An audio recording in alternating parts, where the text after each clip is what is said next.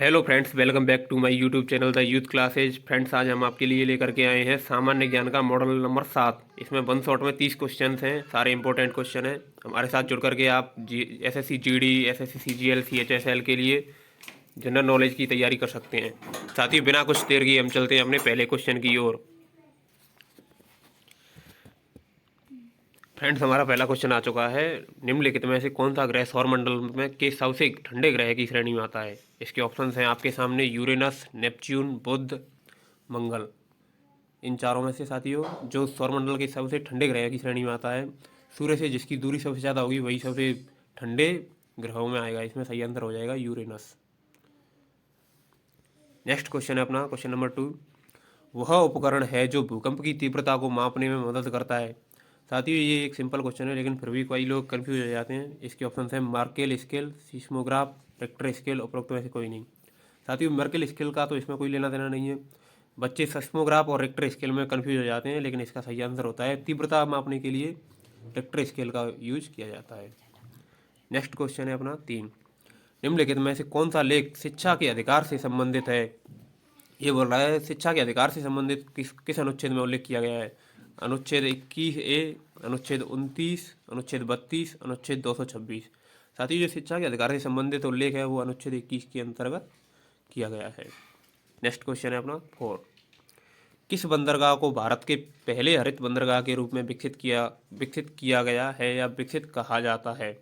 इसके ऑप्शंस हैं दीनदयाल बंदरगाह, पारादीप बंदरगाह, पोर्ट ब्लेयर बंदरगाह, हल्दिया बंदरगाह। साथियों, जो हरित बंदरगाह के रूप में विकसित हुआ है वो हल्दिया बंदरगाह है और ये पश्चिम बंगाल के अंदर स्थित है। नेक्स्ट क्वेश्चन है अपना 5। किस शैवाल को अंतरिक्ष शैवाल कहा जाता है? ये बोल रहा है अंतरिक्ष शैवाल किसे कहा जाता है? एसिटाबुलारिया, ग्रेसिलेरिया, क्लोरेला वल्गारिस, बेलोनिया। इसका सही आंसर हो जाएगा साथी क्लोरेला वल्गारिस। क्लोरेला वल्गारिस को अंतरिक्ष शैवाल कहा जाता है। थोड़ा क्वेश्चन अटपटा है, लेकिन 2-4 बार पढ़ेंगे हेठ में आ जाएगा। नेक्स्ट क्वेश्चन है उस द्वीप का नाम बताइए जो भारत और श्रीलंका के बीच स्थित है। माजुली द्वीप, कच्चा थीवू, चोराव, मुनरो। साथियों, इसका सही आंसर हो जाएगा कच्चा थीवू द्वीप। भारत और श्रीलंका के बीच कच्चा थीवू है, पाक जल डमरू मध्य के आसपास है ये। क्वेश्चन नंबर 7 है भारतीय रिजर्व बैंक आरबीआई के पहले भारतीय गवर्नर कौन है? इसके ऑप्शन हैं सीडी देशमुख, सुकुमार सेन, अमर्त्य सेन, सी राजगोपालचारी। तो साथियों, इसका सही आंसर हो जाएगा आरबीआई के भारतीय गवर्नर हैं, पहले भारतीय गवर्नर हैं सीडी देशमुख। अगर आपसे पूछे भारतीय रिजर्व बैंक के पहले गवर्नर, तो हो जाएगा ऑसबोर्न स्मिथ। आरबीआई की स्थापना हुई थी 1935 में। इसके साथ ही ऑसबोर्न स्मिथ को इसका पहला गवर्नर जनरल नियुक्त किया गया था। नेक्स्ट क्वेश्चन है अपना 8। निम्नलिखित में से किस वर्ष मणिपुर राज्य को अपनी पूर्ण आजीविका प्राप्त हुई थी? 1 मई 1960, 20 फरवरी 1987, 26 अप्रैल 1975, 21 जनवरी 1972। साथ ही मणिपुर राज्य बनने के बाद में उसको अपनी पहली पूर्ण आजीविका प्राप्त हुई थी 21 जनवरी 1972 को। नेक्स्ट क्वेश्चन है 9। निम्नलिखित में से कौन सा विटामिन न्यूक्लिक एसिड और लाल रक्त कोशिकाओं के निर्माण में मदद करता है? Vitamin B6, vitamin B3, vitamin B10, vitamin B5। साथ ही विटामिन बी में भी उसके कई पार्ट होते हैं, उनमें से इसमें सही आंसर हो जाएगा विटामिन B10। नेक्स्ट क्वेश्चन है अपना क्वेश्चन नंबर 10। माध्यम के तापमान में वृद्धि ध्वनि की गति को कैसे प्रभावित करती है? ये बोल रहा है साथी माध्यम के जो ध्वनि का जो माध्यम होता है उसके अगर तापमान में वृद्धि कर दी जाए तो ध्वनि की गति पर क्या प्रभाव पड़ेगा? गति में कमी होती है, गति बढ़ती है, अपरिवर्तित रहती है। उपरोक्त में से कोई नहीं। साथियों, अगर हम किसी चीज़ का टेम्परेचर बढ़ाएंगे तो उसके जो जितने भी कण होंगे उनमें गति अपने आप बढ़ जाएगी। इसका सही आंसर हो जाएगा गति बढ़ जाती है। नेक्स्ट क्वेश्चन है 11। चूहों को मारने के लिए निम्नलिखित में से किस रसायन का उपयोग किया जाता है? Magnesium sulphate, calcium carbonate, zinc phosphide, potassium aluminium sulphate. साथियों, इसका सही आंसर हो जाएगा जिंक फास्फाइड, जो हम लोग लाते हैं ना घरों के अंदर, वो।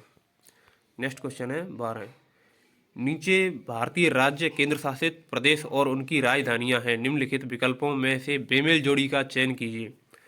इसमें तेलंगाना की राजधानी हैदराबाद, असम की राजधानी दिसपुर, लक्षद्वीप की कवारत्ती, मध्य प्रदेश की लखनऊ। ये साथ ही मध्य प्रदेश की लखनऊ नहीं होगी, इसका सही आंसर हो जाएगा यही सही नहीं है। जो बेमेल जोड़ी का चयन इसमें मध्य प्रदेश की होती है, भोपाल। लखनऊ किसकी है?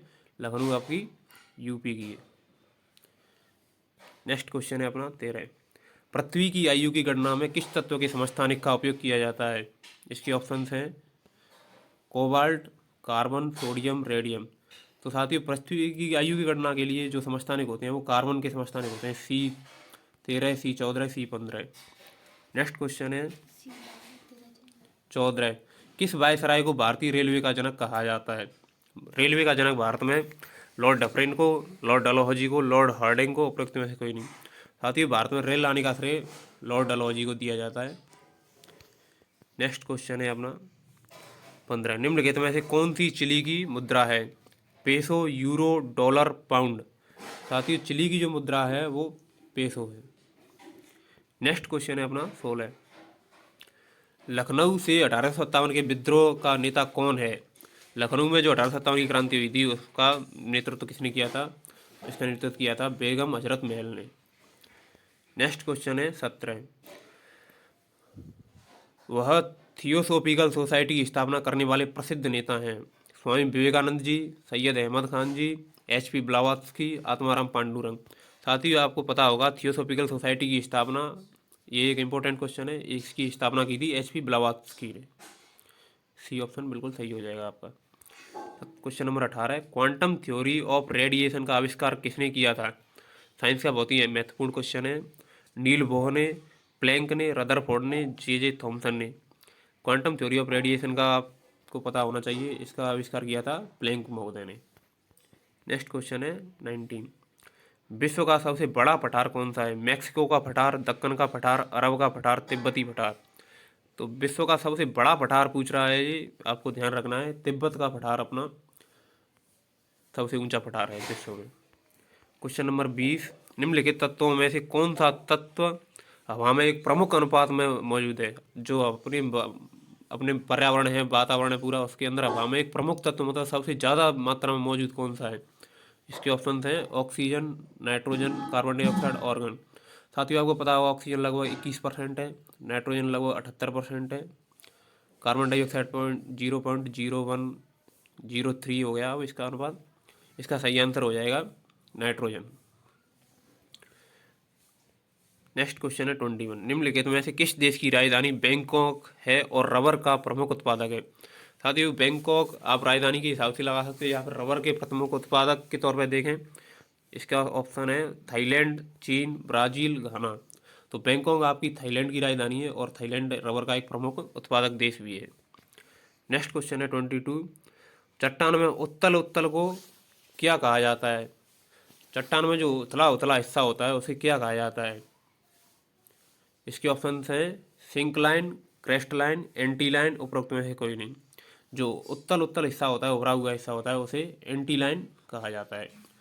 उत्तल लाइन में वैसे भी एक हिस्सा ऊपर की ओर होता है ना, उसी से आप अनुमान लगा सकते हैं। Question number 23। सतलुज नदी का ऋग्वैदिक नाम क्या है? इसके ऑप्शन हैं सरस्वती, कुंभा, सिंधु, सतुद्री। तो साथ ही सतलुज नदी का जो ऋग्वेद में जो नाम था वो सतुद्री था। नेक्स्ट क्वेश्चन है 24। इटली की राजधानी रोम निम्नलिखित में से किस नदी के तट पर स्थित है?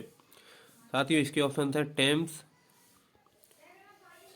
टेम्स, तिबर, एवन, टाइन। साथियों इसका सही आंसर हो जाएगा आपका इटली की रोम जो है वो तिबर नदी के किनारे बसी हुई है।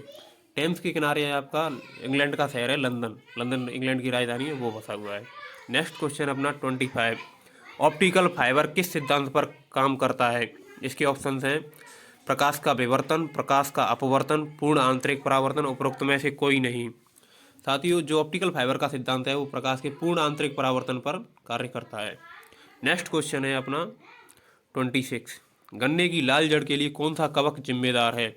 जो गन्ने की जड़ होती है वो लाल हो जाती है, वो किसके कारण होती है? इसके ऑप्शन है मैग्नापोर्थे ओरेजा, पुकेनिया, पाइथियम डिवारियनम, कोलेटोट्रिचम फाल्कटम। साथियों इसका सही आंसर हो जाएगा कोलेटोट्रिचम फाल्कटम।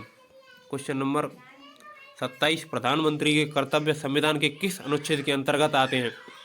साथियों जो प्रधानमंत्री का पद होता है वो तो अनुच्छेद 75 के अंतर्गत आता है, और इसके प्रधानमंत्री जो कर्तव्य है वो किसके अंतर्गत आते हैं? इसमें ऑप्शन दिए हुए हैं आपके सामने अनुच्छेद 78, अनुच्छेद 42, अनुच्छेद 19, अनुच्छेद 27। इसका सही आंसर हो जाएगा अनुच्छेद 78। क्वेश्चन नंबर 28, न्यूजीलैंड की खोज करने वाला पहला यूरोपीय यात्री कौन था? न्यूजीलैंड की खोज करने वाला यूरोपीय यात्री कौन था? इसमें Abel Tasman, Vasco da Gama, Hernan Cortes, Jacques Cartier. साथ ही आपको पता होगा वास्को डी गामा ने तो भारत की खोज की थी और जो न्यूजीलैंड की खोज की थी वो थे हाबिल तस्मान। नेक्स्ट क्वेश्चन है अपना 29, भारत में रबी के मौसम में निम्नलिखित में से कौन सी फसल काटी जाती है? रबी के मौसम में काटी जाने वाली फसल ज्वार, गेहूं, कपास या जूट। साथियों रबी की फसल आपको पता ही होगा गेहूं है। नेक्स्ट क्वेश्चन अपना आज का लास्ट क्वेश्चन है। आप अपने जितने भी क्वेश्चन सही हुए हों उतने कमेंट करके बताएं आपका कितना स्कोर रहा, कैसे लगे आपको क्वेश्चन, अपना फीडबैक जरूर दें। अपना क्वेश्चन है 30, बुलेट प्रूफ खिड़कियों में किस फाइबर का प्रयोग किया जाता है? Nylon 66, terylene, polycarbonate, Kevlar. साथियों इसका सही आंसर हो जाएगा पॉलीकार्बोनेट। जो बुलेट प्रूफ खिड़कियाँ होती हैं उसमें पॉलीकार्बोनेट का प्रयोग किया जाता है। साथियों हमारा ये वीडियो यहीं पे समाप्त होती है। आपको अगर हमारा वीडियो अच्छा लगे और आपको इससे तैयारी में मदद मिल रही हो तो आप सब्सक्राइब करें। हम आपके लिए इसी प्रकार से नए नए वीडियो लाते रहेंगे। लाइक शेयर सपोर्ट सब्सक्राइब कीजिए।